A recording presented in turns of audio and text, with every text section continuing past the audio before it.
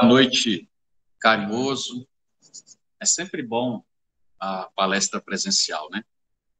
A vida digital, online, dá um certo conforto, mas nada inibe a energia, o magnetismo que a Casa Espírita mantém sempre viva em função das atividades nobres que aqui são realizadas.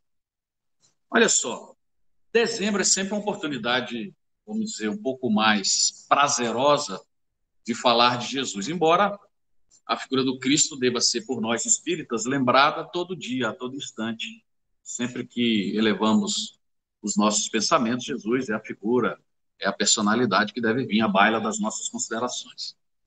Mas qual que é o nosso objetivo hoje? É descolar a figura de Jesus de uma leitura mundana, teológica rasteira, que ao longo dos séculos traz Jesus para a realidade muito mais da conveniência do que propriamente de um ente divino.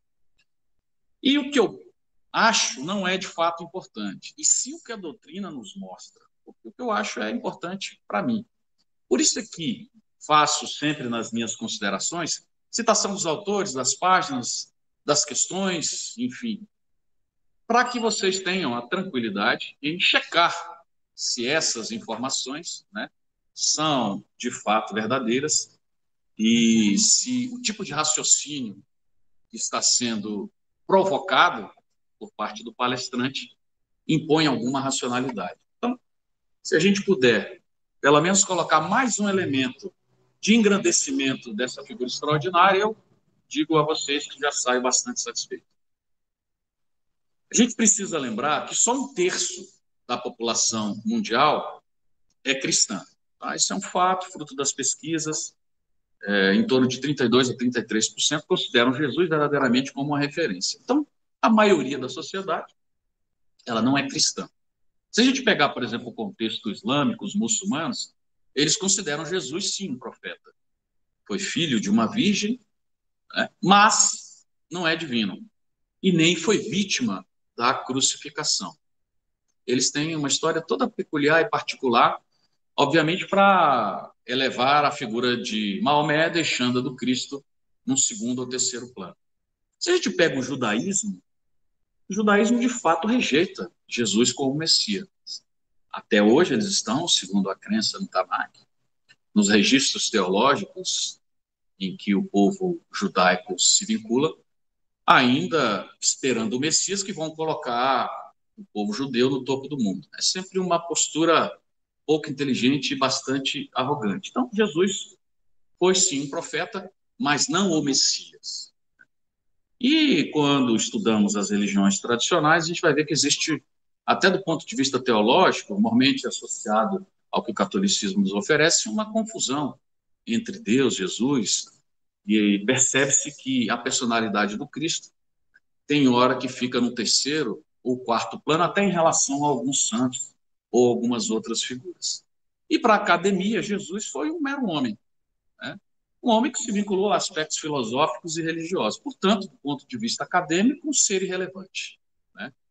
Mas a gente precisa considerar o seguinte, mesmo Jesus não tendo o amparo histórico que deveria, ele separa a história do mundo ocidental e qualquer grande figura que a gente venha a citar, Moisés, Krishna, Buda, Siddhartha, Zoroastro, Confúcio, Lao Tse, Maomé, Paulo, Sócrates, Gandhi, a figura extraordinária de Kardec, todos esses têm uma biografia extraordinária.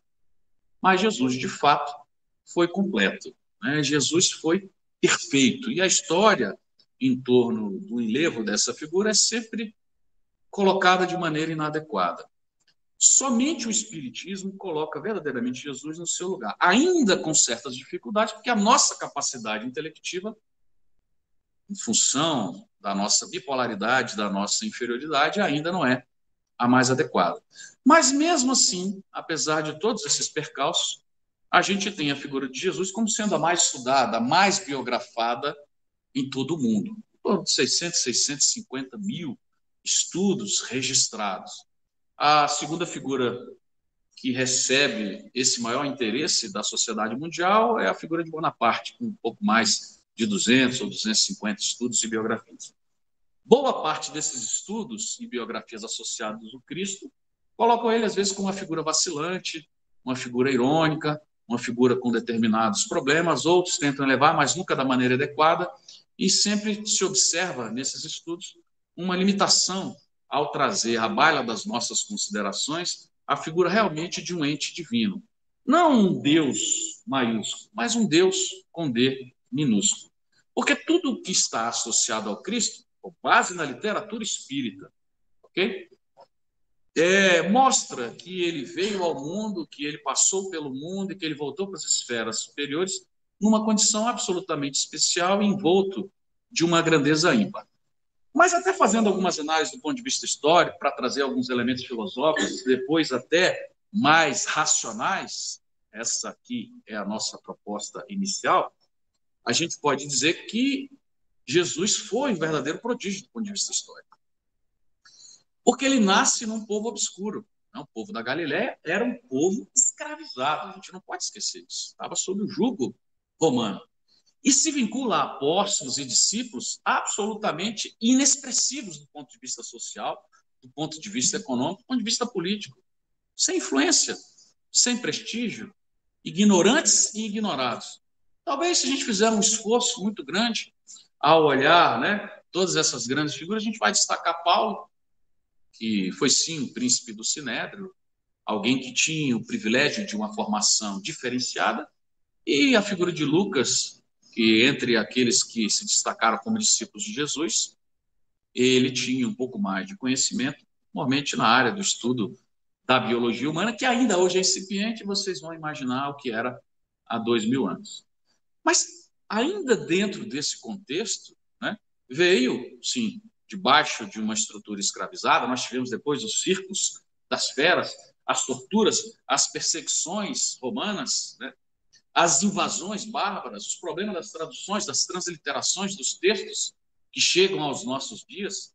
Depois tivemos os escândalos dentro da igreja, os concílios mudando aquilo que foi registrado, mas mesmo assim, o cristianismo não desapareceu e o Cristo como figura histórica ainda persiste. Mas aí a gente passa a raciocinar em torno do que a doutrina nos oferece. Emmanuel, que é, na minha modesta opinião, o principal articulista das teses espíritas, ele diz que, no livro cuja o nome tem seu título, Emmanuel, Jesus foi a manifestação do amor de Deus, a personificação da sua bondade infinita. Então, ele traz a figura de Jesus como aquele que representa, de fato, a condição desse ente que mal conseguimos entender, porque transcende a nossa capacidade intelectual. Por ser imaterial, e é o único espectro da imaterialidade, em toda a tese do conhecimento espírita, filosófico, técnico e acadêmico, e aquele que sempre existiu, algo que para nós é incompreensível e inalcançável.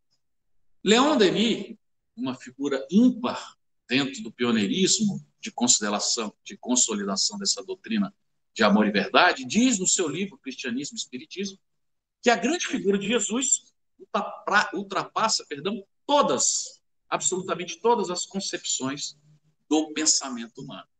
Então, o que Leon Denis está dizendo? Por mais que a gente faça um esforço, por mais que a gente desenvolva a nossa capacidade intelectiva, ainda não compreenderemos a figura de Jesus. E quando nós estudamos a doutrina, a gente vai ver realmente que essas duas figuras estão absolutamente corretas. Porque Jesus foi, e isso as religiões pontuam de maneira adequada, aquele meigo rabi que, na condição de uma personalidade ainda incompreensível, personifica, ou onde todas as perfeições se fundem, é aquele príncipe da vida, o príncipe da paz, o príncipe da bondade, a majestade do amor, aquele sol de primeira grandeza, um exemplo de tolerância, de perdão, de coragem, de paciência, de amor, de humildade, de abnegação, de fé. Todas as palavras associadas às nobres virtudes são aplicadas ao Cristo. Não é mesmo? Por mais que esses adjetivos sejam lindos, ainda são imprecisos e parcos para trazer às considerações de um raciocínio um pouco mais cartesiano a grandeza desse espírito. Então, na condição de seres criados e na condição do Cristo, que é o nosso co-criador, precisamos reconhecer E temos a obrigação de agradecer a Ele, em especial, sim, por tudo que temos de bom, de ruim, pela vida, pela família, pelas experiências nobres, pelas experiências que nos engrandecem, pela presença da saúde, pela ausência da saúde, enfim, porque são elementos que nos fortalecem e criam estofo para a nossa caminhada evolutiva, não é mesmo? Então, Jesus veio numa condição especial para trazer um programa divino.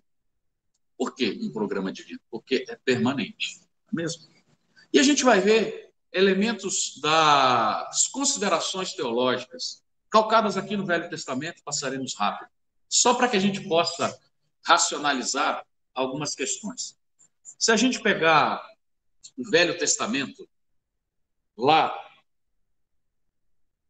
no capítulo de Miqueias 5, 700 anos antes do Cristo, olha que coisa extraordinária, está dito: mas tu, Belém, tão pequena entre os clãs de Judá, é de ti que sairá aquele para governar o mundo, para governar Israel. Porque como a Bíblia é um documento do povo judeu, eles sempre fazem referências ao todo como se fosse Israel, né? E continua, suas origens remontam aos tempos antigos de um passado absolutamente inalcançado. 700 anos antes de Cristo. 800 anos antes de Cristo, lá em Isaías, no capítulo 7, está dito: e o Senhor Deus dará um sinal. A virgem conceberá e dará à luz, e o seu nome será Emanuel, Deus conosco. 1000 anos antes, quando a gente pega a referência lá do Salmo 78, dizendo que essa figura extraordinária ia abrir a sua boca em parábolas e iria publicar enigmas dos tempos antigos. E se a gente pegar o que a história nos aponta como elementos, né, da realidade de Belém ou de Nazaré, a gente fica estarrecido. Porque Belém, que era a cidade de Davi, à época do Cristo tinha aproximadamente 800, 900 pessoas, um pequeno vilarejo. Menor do que muitos condomínios aqui na nossa grande cidade. E Nazaré é menor ainda, entre 450 e 500 habitantes. Mas veio, obviamente, para cumprir essas profecias antigas na condição daquele que iria se apresentar como rei de Israel. Mas a gente sai do Velho Testamento e pula para o Novo Testamento, pegando de maneira direta a figura de João. Porque eu costumo dizer o seguinte: se nós não temos muita boa vontade para ler o texto bíblico, e eu sempre recomendo, não temos muita paciência para ler o Velho Testamento, vamos focar no Novo Testamento. O Novo Testamento é muito grande, então vamos ficar com os 4 evangelhos. Também é cansativo. Então, faça um esforço, leia pelo menos, estude Mateus, que do ponto de vista histórico é o mais completo, e João. Esses 2 evangelistas nos trazem elementos extraordinários e enriquecem, né, essa história do cristianismo de uma maneira um pouco mais confiável, à exceção de alguns elementos. Mas João é o único, por não ser considerado um evangelho sinótico, um evangelho semelhante, como a de Lucas, Marcos e Mateus, que trazem muito mais elementos da história. João não, João foca na personalidade do Cristo, em elementos mais emocionais. João talvez tenha sido, junto com Gesiel, Estevão, posteriormente, esses que mais entenderam a dinâmica e a personalidade do Cristo. Então, sempre recomendo a leitura de João.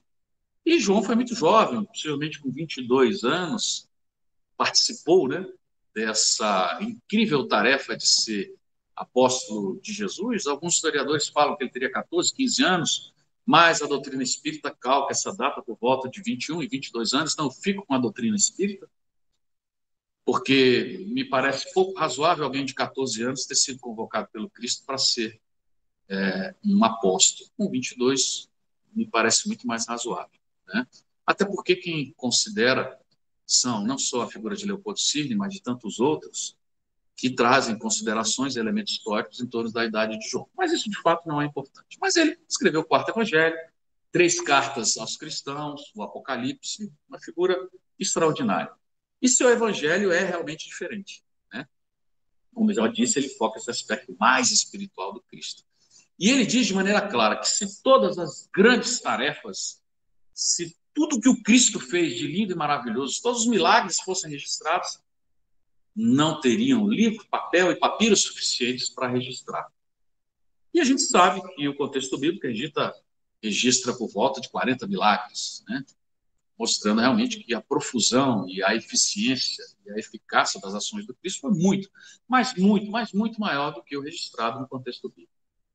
Mas o que nos chama a atenção? Logo no introito do livro de João, no seu prólogo está dito, no princípio era o verbo, fazendo referência ao Cristo.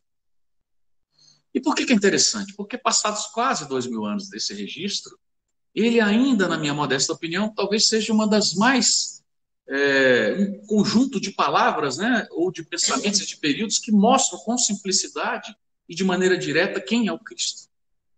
Então ele diz, no princípio era o verbo e ele estava junto de Deus, fazendo sempre essa referência e essa separação. Tudo foi feito por ele, pelo Cristo, e sem ele nada foi feito. Então tudo foi feito por ele e ele reforça, e sem ele nada foi feito. E a gente vai ver que depois Emmanuel corrobora essa tese. E o verbo, Jesus se fez carne e habitou entre nós, estava no mundo, o mundo foi feito por ele e o mundo não o conheceu. É um resumo extraordinário. Tem outros que podem ser considerados, mas esse é absolutamente rico na sua simplicidade e na sua objetividade. E pensadores como Leon Denis, Bittencourt Sampaio, Humberto de Campos, Emmanuel, Leopoldo Cirne colocam Jesus como verdadeiramente o nosso governador planetário, né? Frases lá no Evangelho de João, normalmente no capítulo 8, tem eu vim para que tenham a vida. Quando Jesus fala diretamente, ele registra. E que a tenham de maneira plena. Eu sou a porta. Quem entra por mim será salvo. Eu sou o pão da vida. Olha que frase emblemática, né? O pão do corpo e o pão da vida. O elemento material e o elemento espiritual. Eu sou o elemento espiritual. Eu sou a representação desse elemento espiritual. Eu e meu pai somos apenas um. E aí ele não está fazendo uma confusão de personalidade. Está dizendo, eu estou autorizado, eu personifico esse ideário extraordinário. Eu represento, sim, sou o procurador dos interesses do Pai Todo-Poderoso. Eu sou o Filho de Deus. E aí ele já cria essa separação.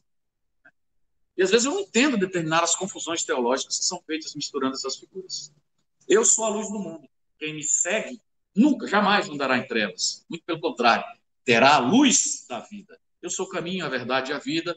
Essa é que todos conhecem. Ninguém vem ao Pai a não ser por mim. Ainda em João, no capítulo 8, Jesus crava para o povo judeu a sua condição especialíssima. Aí vocês vão perguntar, Fabiano, mas Jesus foi arrogante? Porque falando que eu sou o pão da vida, eu sou o dono da verdade, eu sou a representação de Deus? Não, de forma nenhuma.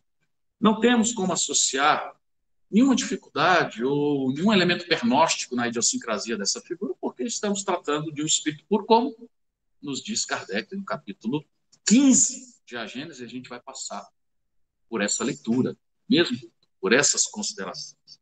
Então ele fala, em verdade vos digo que antes que Abraão exista, eu sou. E por que isso é interessante? Porque a gente pega, Abraão é o patriarca de três vertentes religiosas: o cristianismo, o judaísmo e o islamismo. Olha que coisa interessante, né? E ele é o primeiro patriarca bíblico que funda de maneira clara, cria publicidade em torno do monoteísmo, do Deus único. 800 anos antes de Moisés. Moisés, 1250 anos aproximadamente antes do Cristo, um pouco mais, um pouco menos, segundo os historiadores. Abraão, 800 anos antes, ou seja, 2000 anos antes de Cristo, a figura de Abraão estava fincando, né, o ideário em torno de um Deus único. E Moisés, depois, com o Decálogo, torna isso muito mais público e personifica, obviamente, a primeira revelação, junto com o Velho Testamento. Mas, para o judeu e para boa parte da história do desenvolvimento religioso da humanidade, Abraão é uma figura extraordinária. E antiga, porque transcende elementos de períodos anteriores. E Jesus fala, não, antes que Abraão existisse, eu sou. É algo interessante, que traz, obviamente, uma interpretação rica quando passamos a vista nos textos bíblicos. Em Mateus 11 está dito, em verdade vos digo que entre todos os varões que nasceram por via feminina, ou os varões nascidos de mulher, não se levantou outro maior, e faz referência a João Batista, que não era digno, segundo o próprio João Batista, de desatar as suas sandálias. E ele, quando Jesus se aproxima do batizado, né, que era uma narrativa dentro das profecias, não porque isso fosse necessário, tanto é que Jesus não batizou ninguém. Se fosse importante, ele teria batizado. Mas ele se submeteu ao batismo das águas do Rio Jordão para cumprir uma profecia. Né? Profecia séculos antes da sua vinda maravilhosa a esse ainda ínfimo planeta. E João Batista, quando ele fala, eu não sou nada, fala para os discípulos, né? Eu não sou nada, ele é o mestre. Tudo que eu disse que possa estar contrário a ele, esqueçam, ele é a referência. Sigam, meu tempo está acabando. Então, João Batista, realmente, na condição de precursor, entendia um pouco mais, junto com João e com Gesiel, a condição divinal desse ente extraordinário que estamos começando a entender, graças à doutrina espírita. Porque elementos ricos nós só tivemos há pouco mais de um século e meio. Né? Então, no capítulo 2 do Evangelho segundo o Espiritismo, meu reino não é deste mundo, todo mundo conhece essa passagem, né? Quando Pôncio Pilato, o arrogante procurador romano, obviamente envolvido pelas questúnculas políticas associadas ao Sinédrio, pergunta para Jesus, que foi humilhado à sua porta, estão dizendo que você é rei dos judeus? E Jesus responde, meu reino não é deste mundo. Quer dizer, eu não sou só o rei dos judeus, eu represento o reinado de meu pai. Aí diz Pilatos, então você é rei? Jesus responde, tu está dizendo, tu dizes, nasci e vim para esse mundo na condição de rei para dar testemunho da verdade, somente isso. Então ele se coloca diante da sua magnanimidade, se identificando verdadeiramente como um rei. Mas aí a gente deixa um pouco o elemento bíblico de lado e vamos focar no que, de fato, para nós espíritas interessa.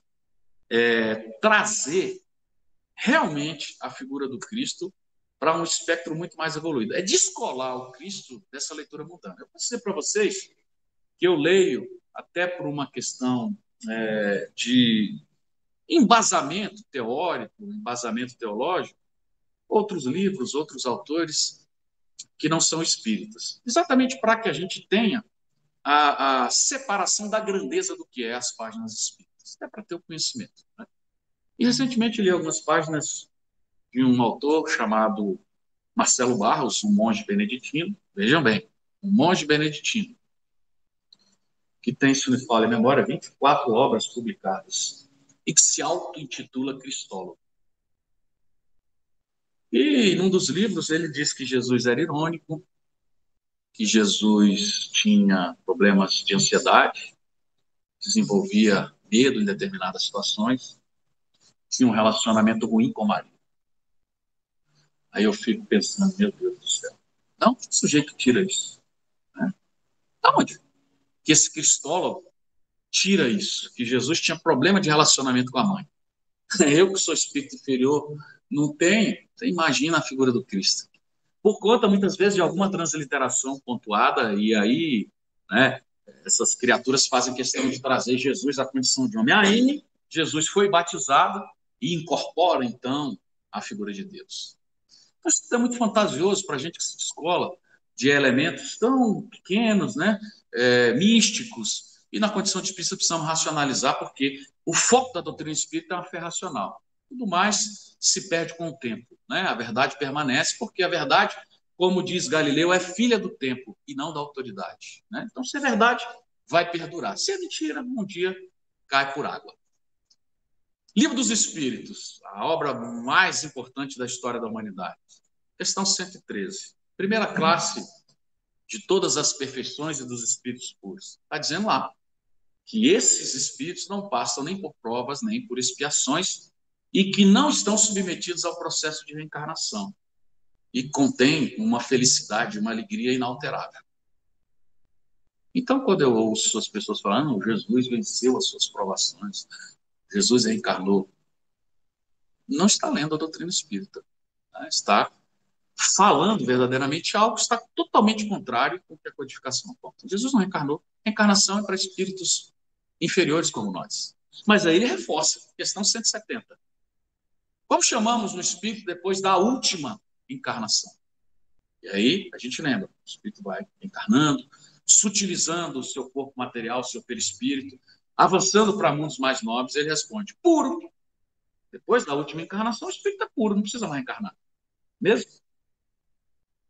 Então, se ele é espírito puro, o que ele vai reencarnar? Ele pode sim vir na condição material, mas numa situação especial. A gente não pode limitar a condição do Cristo preso à matéria como nós estamos, como nós somos, como nós vivemos esse estágio evolutivo, porque ele já discorreu dessa realidade. Né?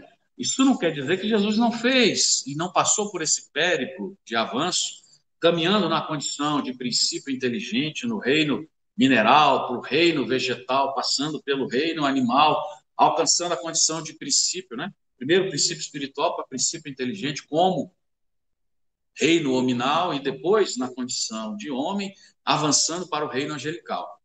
Nenhuma dessas hipóteses podemos admitir alguma retrogradação. Não na condição de homens. Podemos ser animais ou ocupar corpo de animais, isso é impossível, a doutrina nos mostra. Muito menos um ser angelical retrogradar a condição de homem. Ou um vegetal a condição de mineral. Isso é básico. Pela física, pela botânica, pela biologia do mundo e pelo raciocínio minimamente cartesiano de qualquer um que pare para pensar sobre o assunto. Né? Então, o processo de regressão não é viável. É como se eu submetesse um doutor em física a dar aula para um grupo de crianças num processo de alfabetização. Ele vai descer ao seu nível, vai encurtar os seus elementos catedráticos, vai falar com a linguagem daquelas crianças. Mas ele não deixou de ter o seu pós-doutorado em física quântica. Não é mesmo? Ele só baixou o nível. Mas ele continua sendo um pós-doutor, dando aula para crianças que ainda estão iniciando o seu processo de aprendizagem. E aí a gente continua no Livro dos Espíritos, questão 625. Qual o tipo mais perfeito que Deus oferece ao homem para lhe servir de guia e modelo? Não é mesmo? E aí a resposta mais curta de todas as questões vinculadas a esse livro extraordinário. Jesus. Mas é interessante porque às vezes a gente vê estudiosos, até mesmo dentro da doutrina, falam, mas o tipo mais perfeito? Como é que é isso? Houve um problema de tradução? Por que não perfeito? Por que mais perfeito? E aí a gente traz à baila a consideração da figura, né, teológica do Pai, do Filho e do Espírito Santo, que muitas vezes é confundida pelas religiões tradicionais. Quem é Pai? Não precisamos nem nos delongar. Deus, Filho, Jesus, quem é o Espírito Santo? Esse conjunto de espíritos, muitos deles que alcançaram a pureza, mas que estão debaixo da gestão, sob a égide do Cristo, e que não se identificam. Por isso tem um nome genérico, Espírito Santo. Jesus é puro há muitos bilhões de anos. E a condição de pureza será alcançada por nós. Mas ainda na condição de espíritos puros, estaremos arregimentando o conhecimento e ampliando pela lei de progresso de amor a condição do nosso exercício em favor do próximo. Né? Isso a gente vai ver quando a gente passa a analisar elementos ricos que estão no livro Consolador ou no livro Evolução em Dois Mundos, quando André Luiz fala, Jesus é um desses arquitetos divinos que utilizam os elementos disponibilizados por Deus como fluido cósmico universal, exercendo a sua vontade perfeita e os seus interesses pessoais, dentro, obviamente, de um escopo divinal, debaixo de uma legislação de um estatuto divino, exercendo a sua vontade. E é interessante quando a gente fala, o céu da terra é azul, foi Jesus que escolheu. O de Marte não é azul, a vegetação da Terra é, na sua predominância, verde. De Marte é avermelhada. Então, o espírito gestor de Marte, que também é um espírito puro, escolheu o vermelho. Qual o problema? Tem. São opções dentro de um espectro de exercício perfeito. Mesmo? É como um arquiteto renomado pode escolher para aquela parede uma solução diferente do que aquela, mas as duas vão ficar muito bonitas, muito bem postas dentro de um ambiente e quem olhar vai se sentir agraciado pela beleza tão bem construída pelo arquiteto, pelo decorador. E não deixam de ser competitivas, são só fruto de uma opção daquele arquiteto, daquele decorador e, obviamente, de quem o contratou. Não é mesmo? Então, não é difícil da gente entender essa realidade. E Emmanuel fala isso no Consolador, né? Que todos os elementos da botânica, da estrutura fluídica, magnética que constitui o nosso planeta, passou pelo processo decisório submetido ao Cristo. Não que outros não tenham colaborado e ainda estão colaborando com essa manutenção, por isso são considerados os espíritos santos, né? Dentro da linguagem, da cabala, da leitura, da mitologia, da teologia que os registros religiosos nos mostram. Mas aí a gente entra no elemento mais rico em torno da análise temporal, da maturidade desse espírito que está no livro A Caminho da Luz, no livro 38, publicado em 39, parceria de Emmanuel com Chico, que conta a história da civilização à luz da análise espiritista. Então, Emmanuel pega um elemento histórico e faz uma abordagem dentro do que a esfera espiritual nos permite entender. E aí a gente vê, né, a riqueza e uma leitura diferenciada, como se descolássemos do rame-rame das considerações históricas e mundanas. Então, é um livro extraordinário, talvez o mais extraordinário da Lavra de André Luiz. Perdão, da Lavra de Emmanuel. Então, está dito lá que houveram duas reuniões próximas à Terra, desse conselho de espíritos angelicais, da qual Jesus faz parte, próximo à estrutura terrena. No momento em que a massa da Terra foi tirada da nebulosa solar, e depois da decisão do Cristo vir para ser, né, o Messias, o Salvador deste planeta, e fincando a sua condição, obviamente, de representante maior. E isso não foi. Houve uma reunião, Jesus desceu, até porque nós estamos analisando, né, elementos no contexto bíblico que remontam a 1000 anos. Então, só Deus sabe quando essa segunda reunião se deu. E, segundo Emmanuel, essa terceira, que vai ficar, obviamente, o passo para um mundo de regeneração, caminhando para a condição de ditoso, ainda não existiu. E essa primeira é o que a física corrobora, né? Até porque 99,9% da massa do sistema solar é o Sol. E um pouquinho disso, o que compõe os nossos planetas, que foram, obviamente, oriundos do astro-rei, ou do astro-mãe, ou do astro-pai, como alguns consideram. Mas o que é interessante? Emmanuel está dizendo que Jesus já era puro antes do sistema solar existir, que tem 5 bilhões de anos. A Terra, 4,7 bilhões de anos, através da datação de alguns elementos, mormente urânio 238. Então a gente para refletir em cá. Então Jesus já era puro antes do sistema solar e ele administra o sistema solar e a Terra pontualmente, sim. Aí quando a gente vê Emmanuel falando, vem cá, hoje, né, e Evolução em Dois Mundos, André Luiz também fala isso, a condição do elemento espiritual, do princípio espiritual, caminhando rumo ao processo evolutivo, a chegar a ser homem, ou seja, no reino nominal, espírito, princípio inteligente individualizado, caminhamos 15 milhões de séculos, 1,5 bilhão de anos. Bastante tempo. E aí esse mesmo Emmanuel diz, mas nós ainda estamos mais distantes dos seres unicelulares, vamos usar a ameba ou um protozoário, qualquer ser unicelular, nós estamos mais próximos dos seres unicelulares do que desses espíritos superiores. E ele nem cita Jesus, está falando dos espíritos puros. Né? Porque não é só alcançar a pureza e receber um sistema solar, um planeta para administrar. Seria muita infantilidade raciocinar dessa forma. Então, esses espíritos que estão vinculados a Jesus estão aprendendo a construir, a gerir, a planejar e, obviamente, no momento certo, vão ter também, como colaboradores do espectro cosmogônico, a condição de gerir planetas, por que não? Depois sistemas solares, galáxias, nebulosas, e é assim que funciona, não é mesmo? O sujeito entra numa empresa ainda na condição de office boy, daqui a pouco ele vai galgando, passa a ser supervisor, gerente, diretor, está compondo a diretoria, quem sabe até a condição de CEO daquela empresa.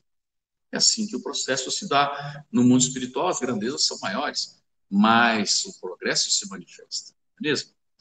Então, a gente precisa raciocinar o seguinte, o homem, segundo a própria ciência, tem aproximadamente se apresentando na Terra 250 mil anos.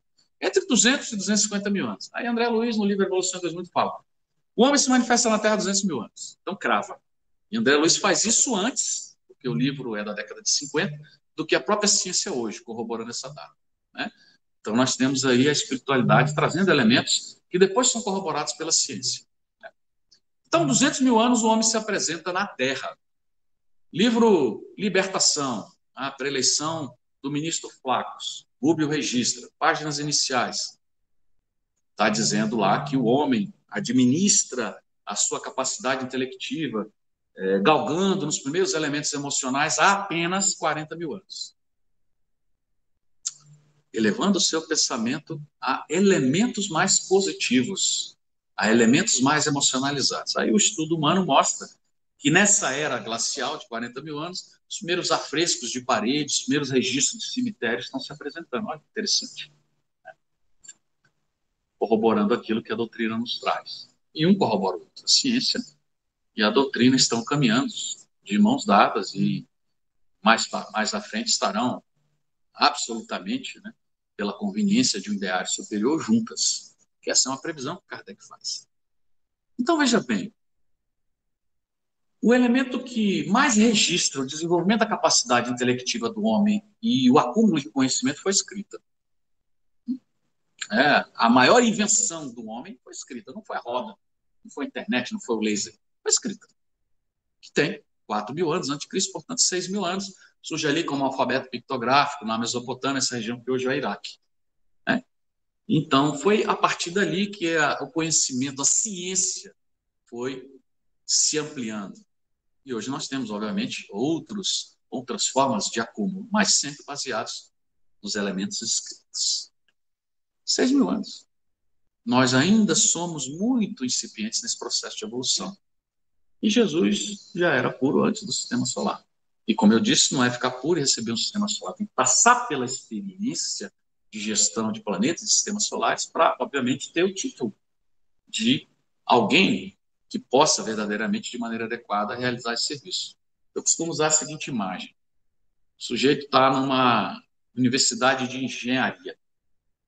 Todo mundo que forma tem o título, né, de graduado, formado. Só que aquele que acabou de formar tem uma experiência muito menor, ou quase nenhuma, em relação àquele que está há 40 anos fazendo pontes, prédios, viadutos, usando os cálculos e da riqueza da engenharia para produzir o desenvolvimento humano. Não é mesmo? Aquele que acabou de formar tem título de engenheiro, é igual ao outro, só que não tem a experiência daquele engenheiro. Então, nós alcançamos a condição de espíritos puros e vamos galgar bilhões de anos, trilhões de anos, zilhões de anos, porque somos seres infinitos, imortais, não eternos, porque eterno só Deus, pela própria etimologia da palavra, eterno é aquele que sempre existiu. Então, nós somos eternos quando nos limitamos aos elementos da poesia. Mas se formos mais tecnicistas, só Deus é eterno. Mas somos infinitos. Então, o que são alguns zilhões de anos? Né? Por isso que eu digo, a evolução é muito rápida, porque nós somos imediatistas. Olha o que nós éramos há alguns milhares de anos. Né? Quando eu vejo a cinematografia mostrando que há 150 anos estavam maltratando de maneira absolutamente esdrúxula os nossos irmãos de outras raças, violando, né, a sua liberdade, a gente vê que a sociedade, apesar de todos os percalços, vem avançando, a duras penas, mas vem avançando. Poderia ser mais rápido esse processo, mas vem avançando. Então, em 100 anos, em 200 anos, em 1000 anos, avançamos muito. Vocês imaginem o que é um espírito há bilhões de anos à nossa frente, em capacidade de amar e de realizar pelo seu poderio intelectual. É algo extraordinário. Hoje nós somos o melhor eu. Né?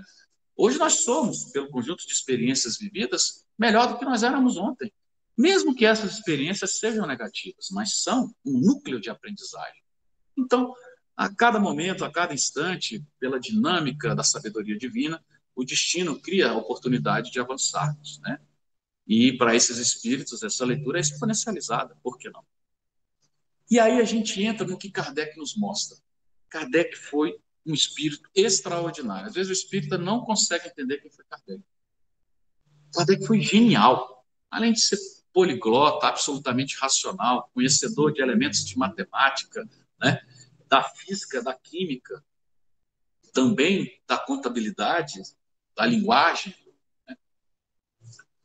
ele fez em 14 anos e meio o que talvez nós levaríamos para fazer, né, talvez várias encarnações, no processo de síntese, de criatividade, de organização da codificação.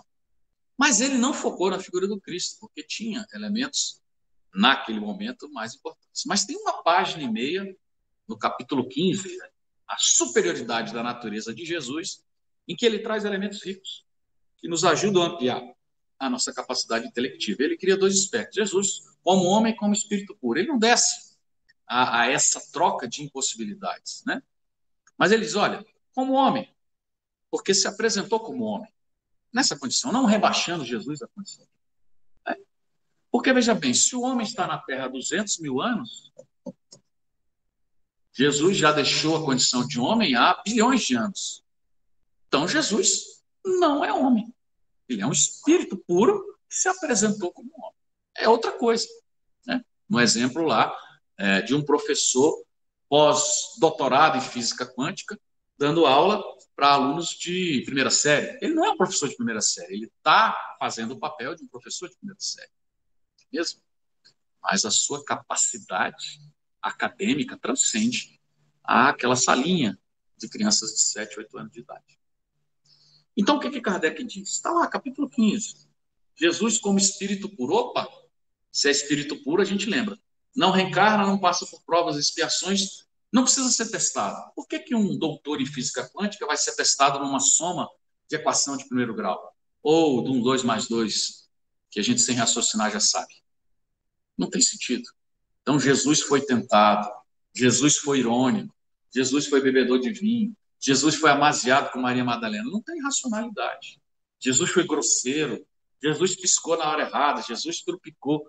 É impossível Jesus ter se apresentado de maneira inadequada em qualquer contexto da conveniência humana. É impossível, porque era um espírito puro, perfeito, onde não conseguimos ter. Então, o nosso papel de espírita é exatamente criar essa compreensão para que nós possamos verdadeiramente elevar os nossos pensamentos a essa figura ímpar, descolando das leituras absolutamente mudantes. E ele fala, espírito puro, Kardec, está lá, a Gênesis, capítulo 15. Não sofria as influências da carne. Opa, nós sofremos. Né? Basta ter uma dor de barriga que a gente sabe quanto que a carne cria confusão. Uma dor de cabeça, meu Deus do céu, que caiu o mundo. Não sofria as influências da carne. Desprendido da matéria, vivia mais da vida espiritual. Olha que interessante. Dominava de modo absoluto a matéria do seu corpo e espírito. Sua alma não se achava presa ao corpo. Kardec. E Kardec não estudou, não se debruçou sobre a materialização. Né? Aí ele fala, constantemente desprendida, ele de certo tinha o que a gente chama de dupla vista, ou esse processo, né, do espírito que se desloca em estado de vigília fora do sono. E a gente vai ver isso, talvez o caso mais conhecido na história da humanidade foi Antônio de Pádua, que em outro país foi defender seu pai. Né? Estava em outro lugar e foi defender seu pai em outro país, na Itália. Portugal, Itália, se não me falha meu pai. Como é que ele pôde estar em dois lugares ao mesmo tempo? Espírito relativamente comum. Dupla vista. O que é isso? A gente tem um caso na literatura, né? O Eurípides Barçanufo. O Eurípides Barçanufo estava num ambiente quilômetros de distância de um parto, numa noite chuvosa de tempestade, o deslocamento teria que ser feito a cavalo, demandaria horas, e ele foi lá e fez o parto. É o espírito que entra, né, o corpo que entra no estado de catarse, o perispírito e o espírito se deslocam, não é mesmo? Porque é isso que acontece no sono, é só ler André Luiz, e lá ele se adensa, ou seja, se materializa e é possível interagir. Foi o que aconteceu com o Antônio de Pádua. Né? Então, o corpo ficou inerte em um país, esse espírito foi, junto com o seu perispírito, porque o espírito e o perispírito não se separam. A gente fala em espírito e perispírito por uma questão didática, mas não tem como separar, né? Quando você fala a mão, você não separa o conjunto dos dedos. É a mão, 5 dedos. A não ser que tenha um problema de deficiência física, mas para o raciocínio, é claro. Então, a gente não tem como separar o espírito do perispírito, tá? Mas ele se adensa. Olha, se Antônio de Pádua pode, né? Se Eurípides Barçanufo pode, o Cristo vai ficar preso à matéria, não é mesmo? A gente precisa transcender a esses elementos, né? Então ele fala, possuía uma imensa força magnética, não agia como médio. Se fosse chamar Jesus como médio, seria médio de Deus, porque conhecedor de toda a organogênese, de toda a estrutura, de toda a condição de criação e de composição fisioquímica do planeta, para que ele precisava de auxiliar? Mesmo? Para que um doutor em física quântica vai precisar de um auxiliar para dar uma aula de matemática básica para alunos de 7, 8 anos? E olha que a distância é muito maior do que essa. Então, dizia que não agia nas suas curas como médium, ele tinha autoridade. Ah, Jesus realizou milagres. Outra leitura que não é racional. Mas o que é milagre? Milagre é uma derrogação da lei. Quando Jesus cura os 10 leprosos, o que ele fez? Ele atua diretamente na constituição bioquímica, colocando elementos fluídicos que pudessem, obviamente, interromper aquele processo da lepra, da hanseníase. E não tem nenhum registro na história que tinha alguém sem braço e Jesus recompôs o braço. Ou que o sujeito não tinha globo ocular e Jesus recompôs o globo ocular e ele conseguiu ver. Não. Exatamente aqueles que tinham problema de córnea, ou da íris, ou algum problema qualquer, como hoje as cirurgias conseguem recompor, né? Como hoje nós temos anestésicos, antibióticos, anti-inflamatórios, Jesus não conhece essas dinâmicas há quase 2.000 anos. Então a gente precisa racionalizar a condição desse espírito extraordinário, né? Então ele fala que o Cristo não precisava de assistência de ninguém. Isso significa o seguinte, que se todo mundo em volta dele tivesse fracassado, ainda assim ele iria cumprir a sua missão, né? Alguns fracassaram, não completamente, como acredita-se, né? O caso de Judas, por exemplo, é emblemático, né? Houve um fracasso pontual, mas ele colaborou sim com o surgimento e consolidação do cristianismo. Então, Jesus, a gente precisa entender, já caminhando para os elementos finais, ele se utilizou da sua linguagem oral, das suas expressões corporais, para que possamos, à época e hoje, entender verdadeiramente qual o teor dessa mensagem extraordinária. Mensagens claras e objetivas, né? Como aquela atirar a primeira pedra, né? Não servir a dois senhores, quem com ferro fere, com ferro será ferido, trazendo os elementos da causa e efeito, com a riqueza, né, do cotidiano. Então se utilizava da linguagem, dos elementos da conveniência, da cultura, da linguagem limitada da época para marcar a posição extraordinária desses conhecimentos que ele representava. Então o nosso papel aqui é exatamente esse, é que a gente possa racionalizar um pouco mais, entendendo que tudo mais que considerarmos em torno do Cristo de grande ou de exponencial é ainda insignificante, como diz Leon Denis, para entender a verdadeira figura, porque a nossa capacidade intelectiva ainda se mostra muito acrisolada, muito limitada. Mas, se a gente considerar o Natal um período de fortalecimento dos nossos ideais, por que não? Onde esse magnetismo divino, né, que emana da figura do Cristo, acaba envolvendo toda a humanidade, mesmo que essa humanidade ainda não seja totalmente cristã, e vai caminhar para essa linha.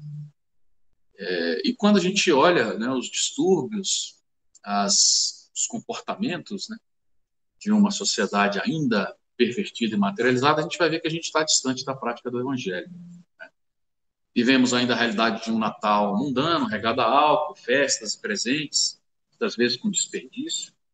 Não que isso tenha algum problema, mas a gente precisa entender o ato, né, da parcimônia, o exercício comedido dessas atividades.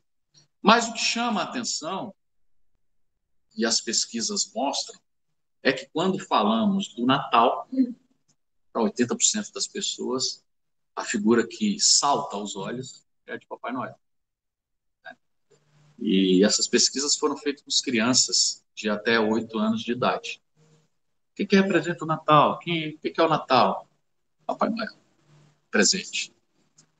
E eu percebo, às vezes, que o espírita entra um pouco nessa vibe e, às vezes, perde a oportunidade de passar para os seus filhos, netos e sobrinhos o verdadeiro espírito, sem a retórica, né, da dinâmica hollywoodiana. Não, pelo contrário. Obviamente, a gente usa, é interessante, é agradável, é prazeroso, a figura do Papai Noel é super simpática, mas a gente não pode deixar de considerar realmente a figura do Cristo. E a gente tem que se perguntar, estamos fazendo isso, né, com os nossos filhos?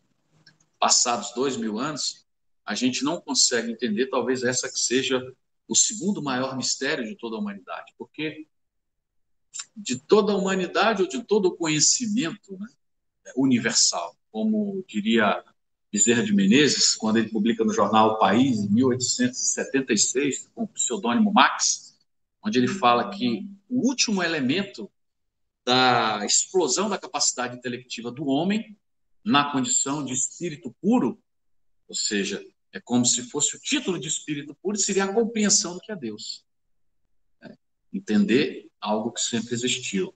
Entender a dinâmica e o ordenamento do universo. Entender Deus. A gente pode dizer que entender Jesus também é um desses mistérios para todos nós. E é muito interessante quando a gente se prende, né, a elementos do contexto histórico que fogem da racionalidade ou até de um pouco de boa vontade. Para encerrar, vou trazer só um. A gente poderia fazer uma palestra só sobre essas inconsistências no registro bíblico. Não por má vontade, muitas vezes pela própria limitação. A linguagem que o Cristo falava, o aramaico, era muito limitado na condição dos verbos, das desinências, dos dispositivos associados aos adjetivos, aos advérbios. Era uma linguagem muito pobre, em que às vezes uma palavra tinha 3, 4, 5 significados. Quando ele falava aquele que odiar, né? Aquele que não odiar o seu pai e sua mãe. Agora veja bem, Jesus mandando odiar o pai e a mãe. Não tem cabimento. Só que o odiar, quando você estuda pela raiz do grego, você vai ver que, na verdade, ele manda diferente. Ele fala, aquele que não amar menos as considerações do elemento patriarcal do que o que eu trago, que nós estamos vivendo a sociedade patriarcal, não vai entender a dinâmica de quem verdadeiramente eu sou. Mas se a gente pegar a última frase, Arnaldo vai me dar mais um minuto, já agradeço a paciência e a boa vontade de vocês em nos ouvir. Se a gente pegar a última frase do Cristo, né? Depois de todo um périplo de realizações, de 2 anos e 8 meses, pouco menos de 3 anos, segundo os historiadores, absolutamente com um comportamento rico, lindo, maravilhoso, trazendo elementos históricos que até hoje a gente se enebria ao considerar. Aí, no último momento, né, de desligamento da realidade material, pai, por que o senhor está me abandonando aqui? Né? Senhor, por que me abandonaste? Palavras de aflição, de medo, de insegurança. E aí, o que Bittencourt Sampaio e Leopoldo Cirne traz? Personalidade de Jesus e Jesus perante a cristandade. Explica o seguinte, que naquela confusão, no pânico que se estabeleceu, e aí a gente vai ver realmente que foi uma confusão. Porque você tem Marcos e Mateus falando uma coisa, João e Lucas falando outra. Né? Aí Marcos e Mateus dizendo, Senhor, por que me abandonaste? E João e Lucas dizendo, Pai, Deus Todo-Poderoso, né? Tudo está consumado, em tua mão entrego meu espírito. Veja se não é mais bonito. Não é mais bonito? Tudo está consumado, em tua mão entrego meu espírito. Vê se não é coisa de um espírito superior. Né? O sujeito sendo maltratado, vilipendiado, cuspido, furado, xingado. Aí a gente tem que lembrar o seguinte, registro histórico. Quem é que estava no pé da cruz? O único homem que estava ao pé da cruz, João. É o registro bíblico. Todos os outros fugiram em função do risco que se apresentava, talvez João. Pela pouca juventude, né, pela grande juventude, não percebeu ali o risco que ele estava se submetendo, junto com as corajosas mulheres, porque as mulheres são sempre mais corajosas que os homens, né? Joana de Cusa, Maria Madalena, Maria Mãe e João.